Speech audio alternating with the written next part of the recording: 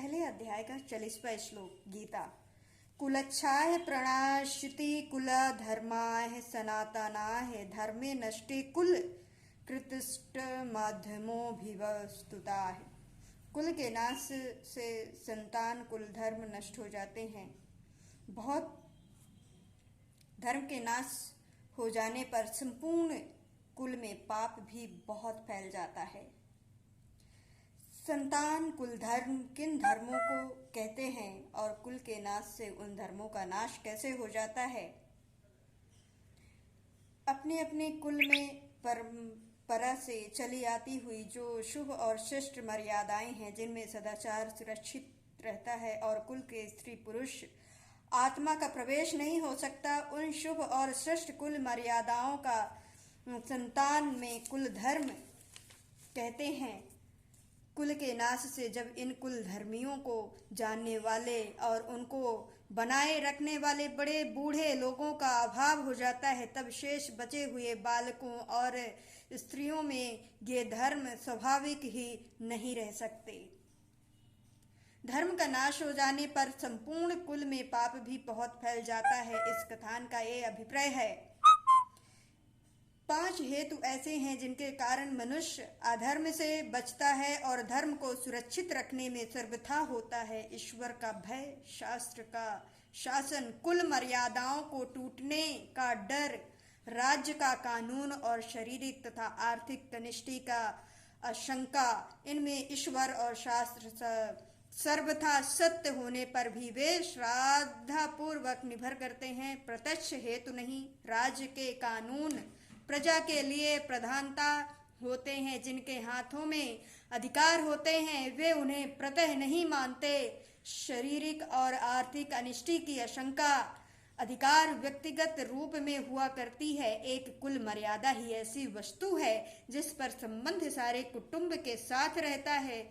जिस समाज या कुल में परंपराएं चली आती हुई शुभ और श्रेष्ठ मर्यादाएं नष्ट हो जाती हैं, वे समाज या कुल बिना लगमगाए मतवाले घोड़े के समान यथोच्चारी हो जाता है। यथोच्चारी किसी भी नियमों का सहन नहीं कर सकता। वो मनुष्य को सर्वथा उच्छृंखल बना देता है। जिस समाज में के मनुष्य में इस प्रकार की उच्छृंखलता आ जाती है, उस समाज या कुल में स्वाभाविक ही सर्वथा पाप छा जाता है।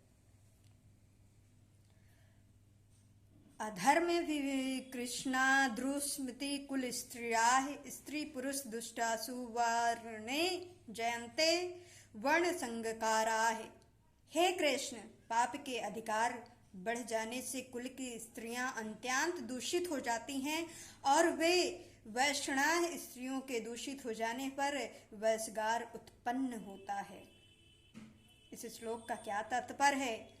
कुल धर्म के नाश हो जाने पर जब कुल के स्त्री पुरुष उच्छृंखला हो जाते हैं, तब उनकी प्राय सभी क्रियाएं अधर्म युक्त होने लगती हैं। इससे पाप अत्यंत बढ़कर सारे समाज में फैलता है। सर्वथा पाप छा जाने से समाज के स्त्री पुरुष दुष्टि में किसी भी मर्यादा का कुछ भी मूल्य नहीं रह जाता और उनका पालन तो दूर रहा, वे उनको जानने की भी चेष्टा नहीं करते और कोई उन्हें बतलाता है तो उसकी दिल्लगी उड़ाते हैं या उससे द्वेष करते हैं।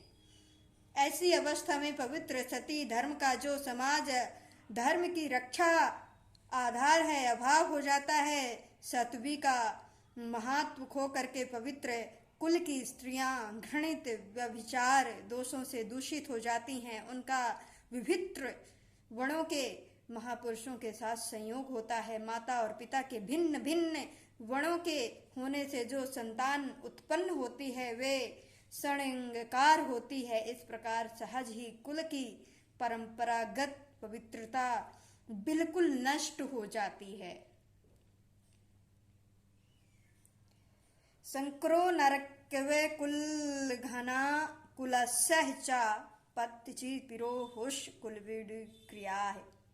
वर्ण संगर कुल घातियों को और कुल को नरक में ले जाने के लिए ही होती है। लुप्त हुई पिंड और जल की क्रियाएं वाले अर्थात श्राद्ध और तर्पण से वंचित इनके पितर लोग भी अधियोगिकों को प्राप्त होते हैं। कुलघाती किनको कहा गया है और इस श्लोक में कुलस्य पद के साथ चा अव्यय का प्रयोग करके क्या सूचित किया जाता है? कुलघाती उनको कहा गया है जो युद्ध में अपने कुल का संहार करते हैं, और कुलस्य पद के साथ चा अव्यय का प्रयोग करके ये सूचित किया गया है कि वर्णसंकर संतान केवल उन कुलघातियों को ही नरक पहुंचाने का कारण नहीं बनती, उनके समस्त कुल को भी नरक में ले जाने वाली होती है। लुप्ती हुई पिंड और जल की क्रिया वाले इनके पितर लोग भी अधियोगी को प्राप्त हो जाते हैं। इसका भाव है श्राद्ध में जो पिंडदान किया जाता है और पितरों के नियमित ब्राह्मण भोजन आदि कराया जाता है वो पिंड क्रिया है, और तर्पण जो कि जली दी जाती है वो उद क्रिया है। इन दोनों समारोह के पिंडों दाय क्रिया कहते हैं। इन्हीं नाम का श्राद्ध तर्पण है। शास्त्र और कुल मर्यादा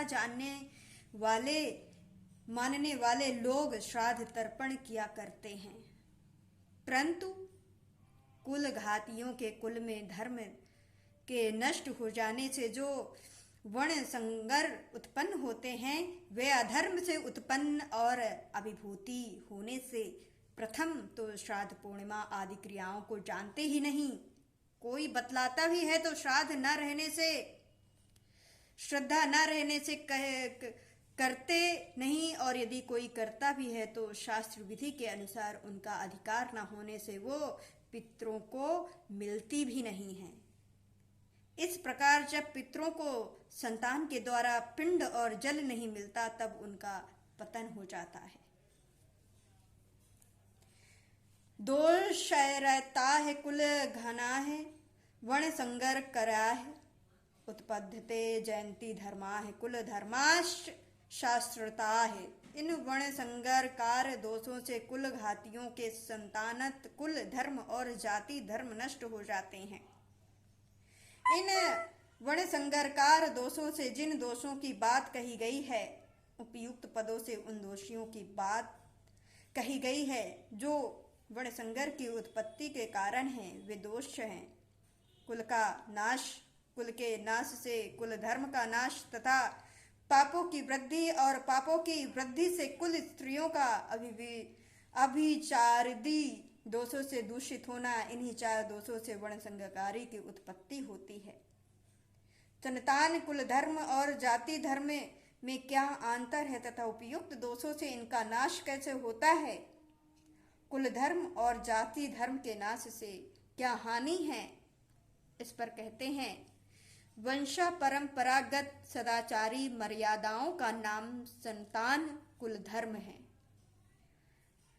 40वें श्लोक में इनके साथ संतानता विशेषणा दिया गया है और ये यहाँ उनके साथ सशस्त्रता विशेषणा का प्रयोग किया गया है। वेद शास्त्रों का वर्ण धर्म का नाम जाति धर्म है। कुल की श्रेष्ठ मर्यादाओं के जानने और चलाने वाले बड़े बूढ़ों का अभाव होने से जब कुल धर्म नष्ट हो जाता है और वर्ण संगतकार का दोष बढ़ जाता है तब जाति धर्म भी नष्ट हो जाता है, क्योंकि वर्णकार के संयोग से उत्पन्न संगार संतान में वर्ण धर्म नहीं रह सकता।